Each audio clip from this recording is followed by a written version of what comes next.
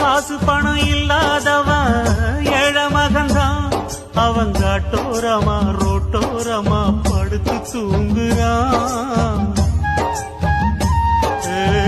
சொத்து சொகம் உள்ளவனோ செல்வ மகன்தான். அவன் மஞ்சு மெத்த போட்டிருந்தும் முழிச்சு ஏங்குறான். எது மற்ற பேர்களுக்கு ஏது கவலை, 4 காசு வச்சிருந்தா 100 கவலை. இங்கு ஆசை வச்ச நெஞ்சுக்கெல்லாம் அமைதி இல்லையே. என்ன வேலை அது என்ன வேலை, மன நிம்மதிதா இங்கு என்ன வேலை.